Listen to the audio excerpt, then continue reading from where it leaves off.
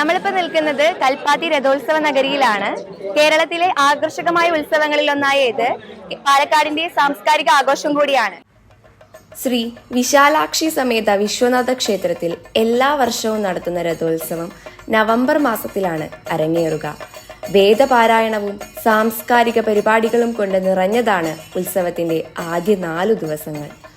ഒടുവിൽ 4 ക്ഷേത്രങ്ങളിൽ നിന്ന് പുറപ്പെടുന്ന 6 ദേവരഥങ്ങൾ സംഗമിക്കുമ്പോൾ ഉത്സവം സമാപിക്കുന്നു.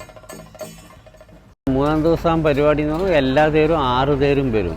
ഇവിടുത്തെ മന്ദക്കര വിനായകരുടെ അതൊരു തേര്, പിന്നെ ശ്രീകൃഷ്ണൻ്റെ പഴയകൽപ്പത്തി ശ്രീകൃഷ്ണ ഭഗവാന്റെ അതൊരു തേര്, പിന്നെ ചാത്തപ്പുരം ഒരു വിനായകർ, അങ്ങനെ അത്. അഗ്രഹാര വീതിയിലൂടെ അഥവാ പരമ്പരാഗത ഗ്രാമങ്ങളിലൂടെ ആനയുടെ സഹായത്തോടെ നീങ്ങുന്ന ദേവരഥങ്ങൾ അതിമനോഹരമായ കാഴ്ചയാണ്. വർഷത്തിലൊരിക്കൽ ഭഗവാൻ ഭക്തരെ കാണുവാൻ വരുമ്പോഴാണ് ഉത്സവം അരങ്ങേറുക എന്നതാണ് അഗ്രഹാര നിവാസികളുടെ വിശ്വാസം. അവര് നമ്മൾ പോയി ഉള്ളിൽ പോയി നോക്കുകയാണ്. അപ്പൊ അവര് നമ്മളെ കാണാൻ വരികയാണ്. ഈ വർഷത്തിൽ ഒരു പ്രാവശ്യം വെളിയിൽ വരികയാണ്.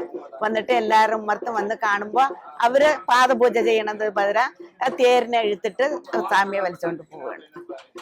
ഭഗവത് പ്രതിഷ്ഠയോടുകൂടിയ അലങ്കരിച്ച ദേവരഥങ്ങൾ തെരുവുകളിലൂടെ ക്ഷേത്രത്തിലേക്ക് വലിക്കുവാനായി ആയിരക്കണക്കിന് ജനങ്ങളാണ് എത്തിച്ചേരുന്നത്.